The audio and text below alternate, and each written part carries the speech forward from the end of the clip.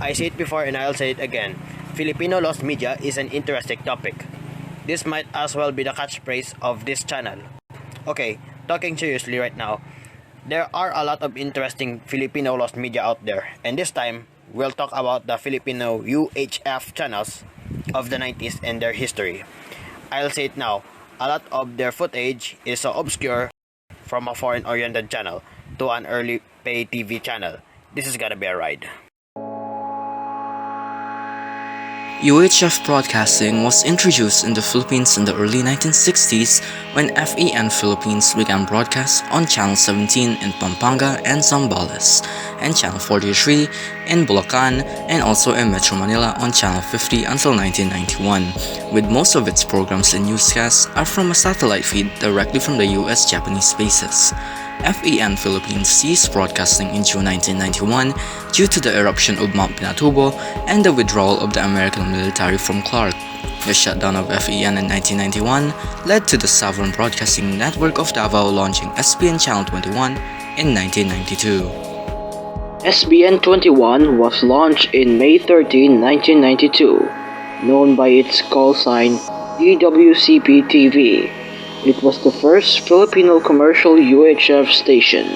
It was then known as World TV 21, which was operated by the Campana Television Corporation, providing programming content from ABC, ESPN, CNN like ABC World News Tonight, and CNN Headline News. Later on, it also provided programming from PBS, CBS, and NBC. It also airs various programs not only from the US but from UK, even as far as Australia. SBN had a 25,000 watt transmitter and high gain antenna at 700 feet above sea level, with its reception reaching as far as Baguio, Tarlac, Batangas, Bataan, and Aurora Quezon provinces. It had multiple slogans such as 21st Century Television and notably Read Only One. The World TV rebranding ceased on circa 1996 to 1997. However, still retains some foreign programs like CNN World News. This is also the time where an iconic station ID was made, which said to be last until its rebrand in 2004. However, due to the rising popularity of cable TV operators such as Sky Cable, Home Cable, and Destiny Cable, SBN 21 stopped airing foreign canned content in exchange of devoting most of its schedule for teleshopping and eventually religious programs. It also aired some local content such as Biblia at Balita, the new Bob Garon debates, variety shows Friday Night Live, and Let the Music Live. In 2000, SBN started airing Ang Dating Daan after transferring from PTV, as well as informative and educational programs, and the most notable program during the network's popularity, SBN Music Videos, which it also involved into a video-oriented program, SBN 21 Live. SBN 21 is notable during the INC versus Ad Religious War from 2002 to 2004 due to the network airing both Ang Dating Daan and Ang Tamang Daan, which first acted as an attack program against AB, produced by the INC but later reformatted into a religious show which is still airing up to today. By 2004, Ang Dating Daan transferred to UNTV while Ang Tamang Daan moved to the INC's secular television station Net25. In 2008, Solar Entertainment Corporation began to lease airtime on SBN, choosing to broadcast programming from its entertainment channel ETC. In mid-2010, Gemcom sold all of its 97% equity share in SBN to Solar Entertainment for 368.8 million pesos. Since then, SBN became a fully owned subsidiary of Solar. In 2011, SBN created Talk TV, with full broadcast operations commencing on April 1, 2011. On October 30, 2012, Talk TV rebranded into Solar News Channel, and on 2013, SNC moved into RPN 9, while ETC came back to SBN, which is still its station today. Footage of 1990s SBN 21 during its World TV branding are scarce, although there are snippets of its promos on a Miss International 1994 video on YouTube. Its iconic station ID was partially found at the moment. However, its World TV station ID is still yet to be uploaded.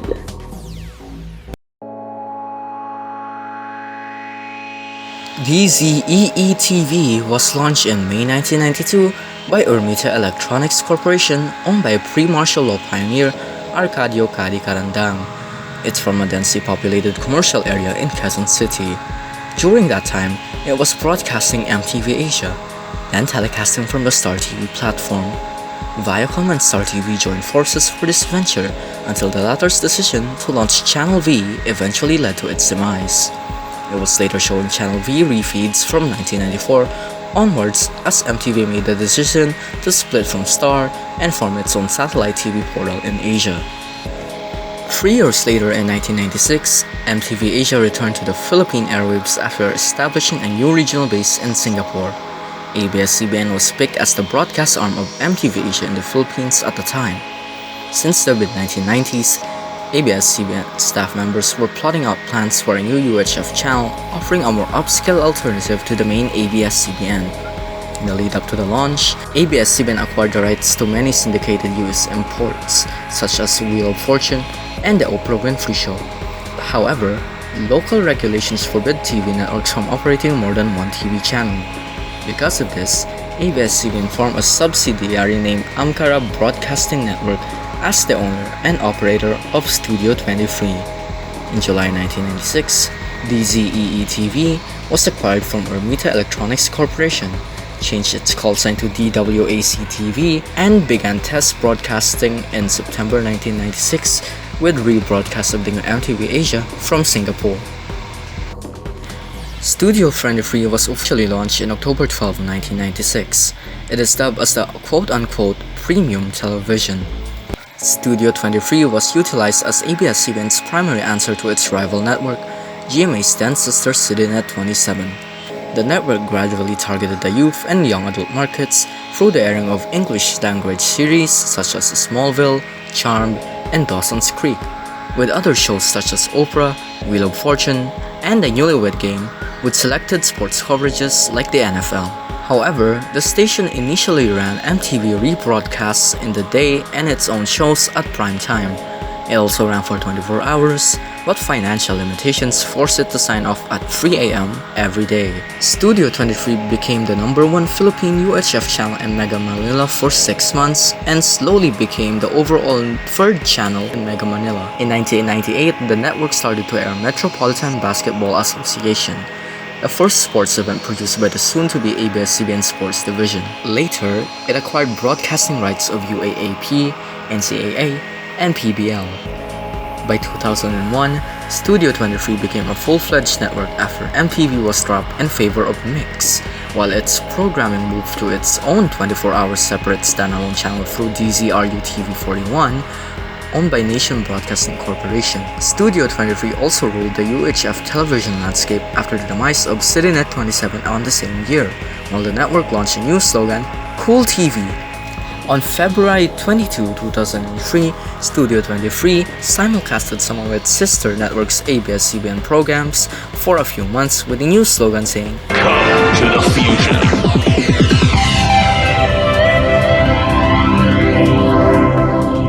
By 2004, Studio 23 opened its doors to Taglish programs and adopted a new slogan, Kabarkada Mo, which soon became iconic.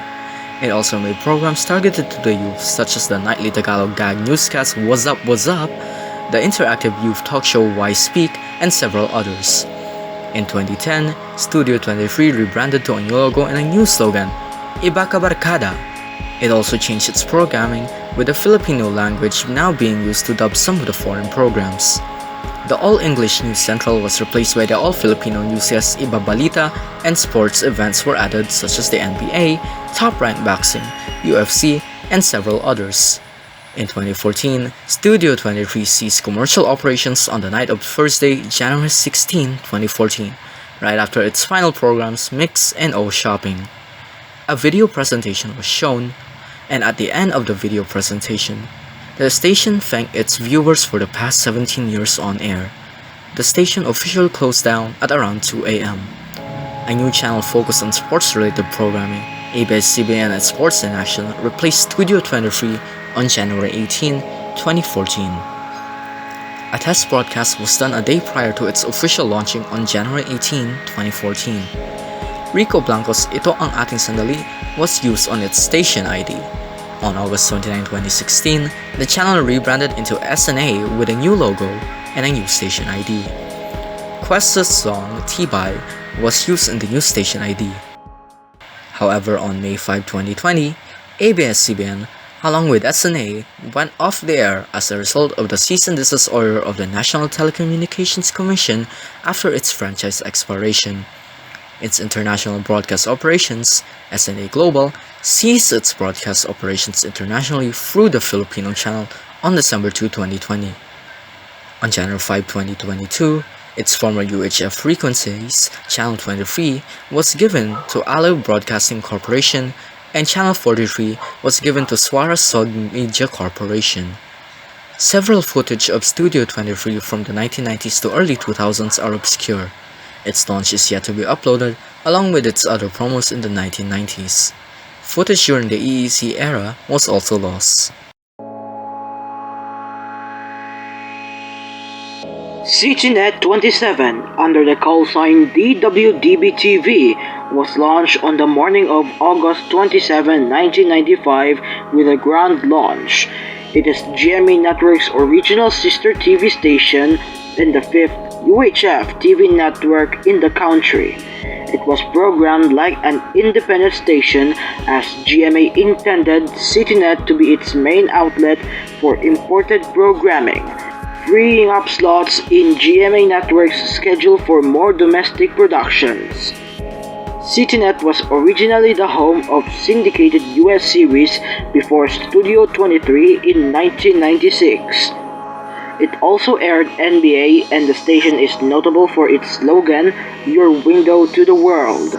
It also became the first TV channel to air the English dub version of a Hispanic drama series, Kain Na, and it only had its own newscast produced by the GMA News and Public Affairs, which is Citynet Television News, and airs on late nights, and a talk show from the boardroom.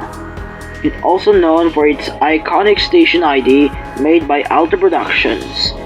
Its president and CEO was Gil Balaguer, appointed by then President and CEO of GMA7, Menardo R. Jimenez.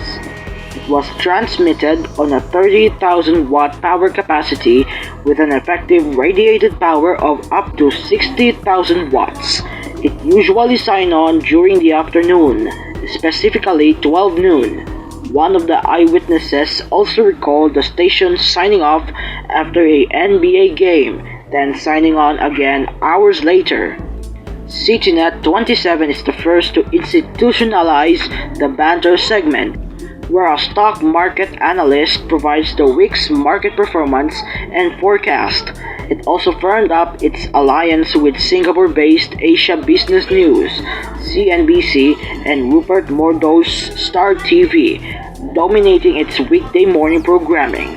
Afternoons are devoted for cartoons for a younger audience, and prime time are devoted to Hollywood series, news programs from NBC such as Dateline NBC, NBC Nightly News, and the Best of Today NBC, as well as its movie blocks such as Tuesday Night Theater, Thursday Night Theater, Friday Night Specials, Saturday night movies, and Sunday select cinema.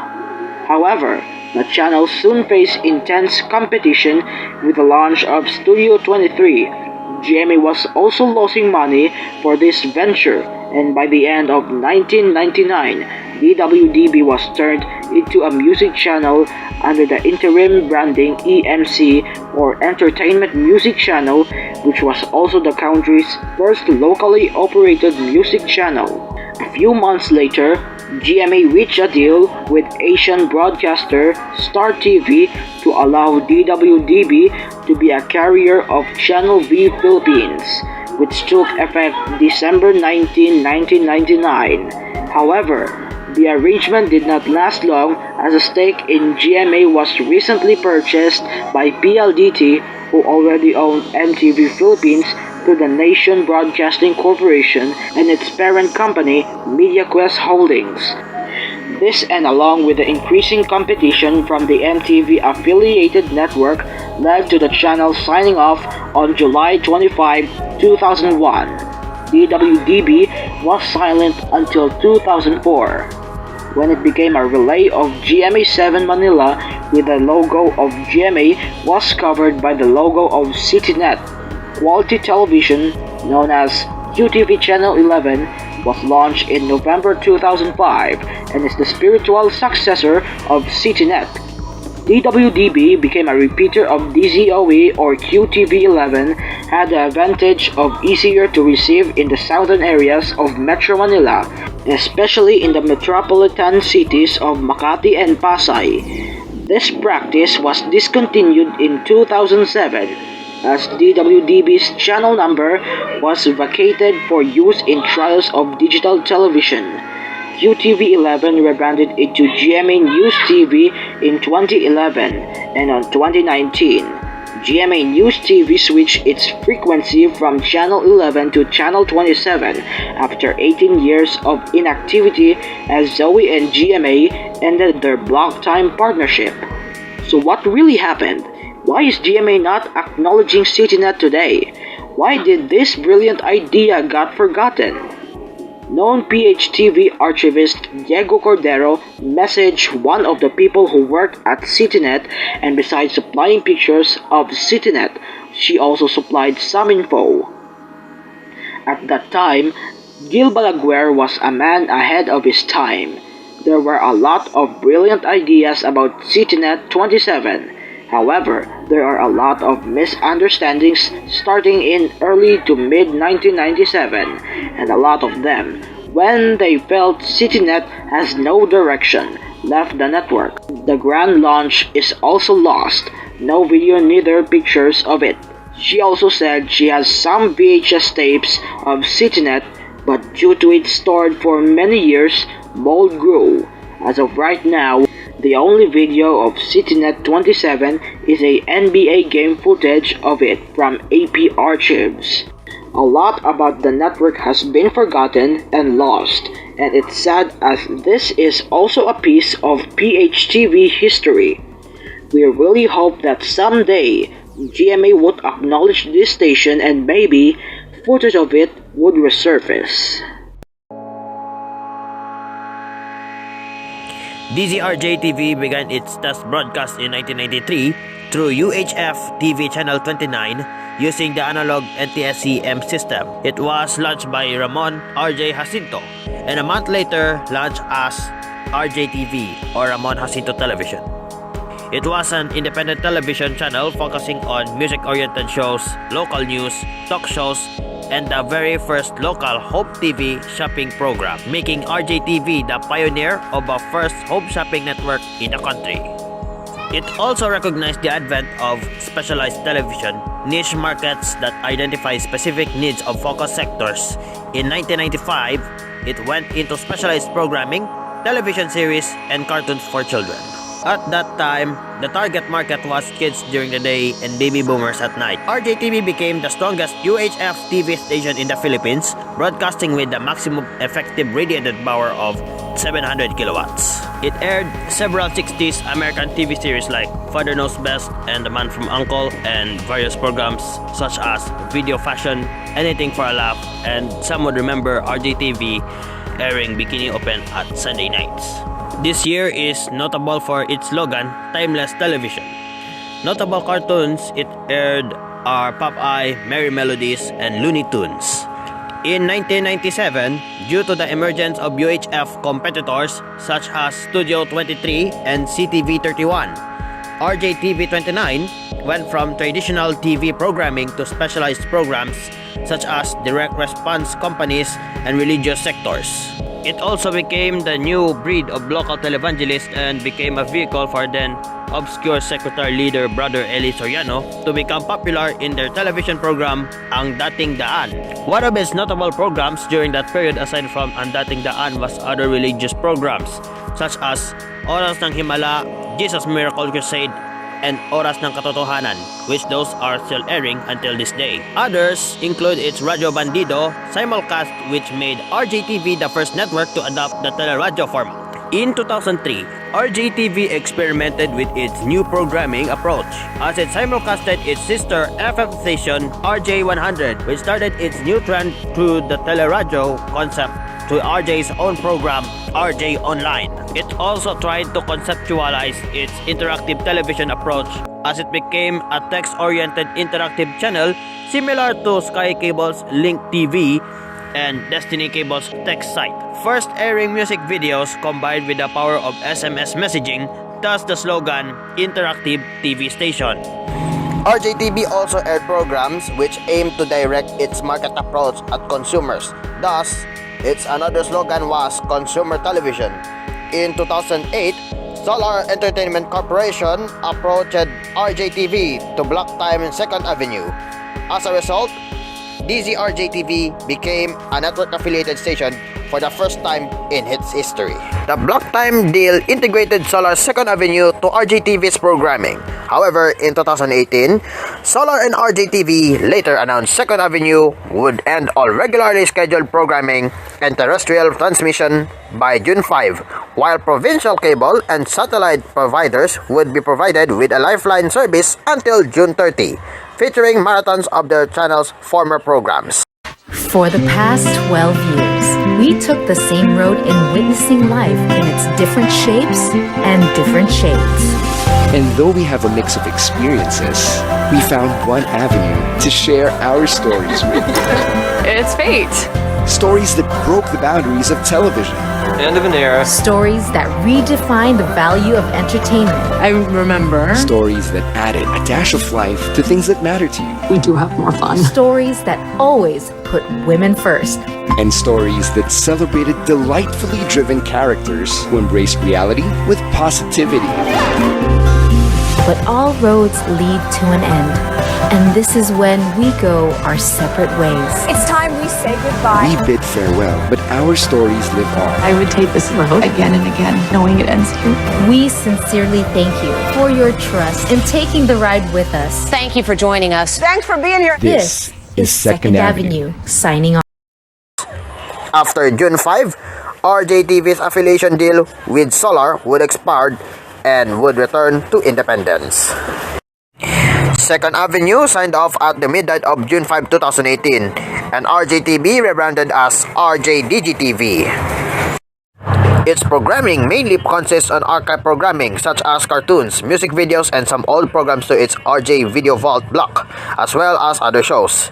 However, it is unknown if RJTV has its station ID, its promos at that time on their archives.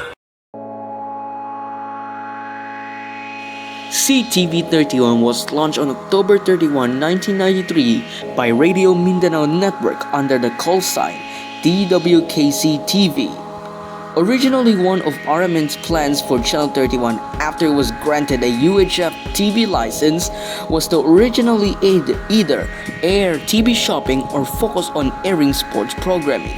However, both of them were scrapped because the home shopping idea were already utilized on SBN or RJTV, and learning the hassles and hitches of an all sports channel would face. In favor of instead following of a UHF TV movie channel, the station once claimed the #1 spot in the ratings. Its programming primarily focuses on local and foreign movies and programming from E! Entertainment and eventually canned series as well. CTV31 was known for its cinema jocks, similar to VJs or video jocks found in music channels such as MTV. One of the notable CJs were Mickey Ferrols, Sherlu Barwani, Jeremy Domingo, etc. Notable slogans include your UHF free movie channel, The Movie Time Channel. However, because of the broadcasting rules assigned from the National Telecommunications Commission and the matter that they acquired the broadcasting rights from C31 stopped its broadcast in August 2000. In October 2000, E and RMN announced its partnership to relaunch CTV into Philippines after its short transition period from August 14 of the same year, with its broadcasting extended into 24 hours. But in 2003, it reduced its broadcast into 12 broadcasting hours from 12 noon to 12 midnight. Some of E's programs were brought to the Philippines and remade in a local version, one of which was Wild On Philippines. However, in late 2003, presumably November 2003, RMN decided to cease its operations in TV due to financial constraints and poor television ratings. There were several religious groups who had wished to acquire block programming of Philippines, but RMN refused to accept their offers. It went silent until July 3, 2011. UHF 31 returned its operations as a test broadcast occupied by Broadcast Enterprises and Affiliated Media, or BEAM. After the latter was brought up by the acquisition by Bethlehem Holdings Incorporated from RMN. Under new ownership, BEAM began its affiliation partnership with Solar Entertainment Corporation, and on August 15, 2011, it began carrying the Game Channel. RPN's main newscast, Newswatch, was also aired on BEAM 31 as a simulcast during the newscast's final months on air. On December 24, 2011, the Game Channel limited its broadcast on daytime sharing with a new programming service called Chase, which takes over the evening block. Chase took TGC's airtime on 2012, with the latter becoming a cable-only channel. On October 20, 2012, Jack City was then launched, marking October 19 as end of Chase broadcast. However, on September 1, 2014, Jack City ceased its affiliation status on BEAM 31 and its provincial affiliates as BEAM prepares for its ISDBT digital television, becoming independent again. Most of C31 and E footage were obscure. However, screen caps of E exist. A broadcast excerpt of C31 was found in a movie Batas ng Manila, the Alfredo S. Lim Untold Story, which is the only video footage of the said channel. On October 1992, Byers Communications Incorporated started its initial broadcast on UHF 68 from Antipolo City with American-based programming, mostly infotainment shows and talk programs. The transmitter of the studio is located in Antipolo City. It is the first UHF station to introduce paid TV. On January 1993, its encrypted TV service began, and its viewers pay a monthly fee to unscramble its signals. The main attraction for its service at the time is the flexibility of the viewer to set up the decoder and the accompanying outdoor antenna used to receive the signal. At the time, cable television was just making a revival through Sky Cable. However, on July 1993, UHF 68 was discontinued due to an intense competition from Sky Cable. Byers Communications Incorporated was then given digital UHF 30 for paid television purposes in 2018. Solar Entertainment and BCI signed an arrangement wherein Solar will operate many multiple sub-channels on UHF 30 via digital terrestrial transmission. On August 2020, it carried the Solar Learning Channel, which will broadcast a live feed from the Department of Education's DepEd TV programming service. As of February 2022, it was inactive. Intervision 16 was one of the really obscure UHF channels in the 90s, and this is the one that motivated me to make this video. No footage of it exists apart from a picture of its transmitter and mentions of it. And that ends the video for today. I hope you guys enjoyed this, and maybe there will be a part 2 of this, focusing on 2000s UHF channels. There is also gonna be a big video soon, so stay tuned. Again, thank you guys for support, and see you next time.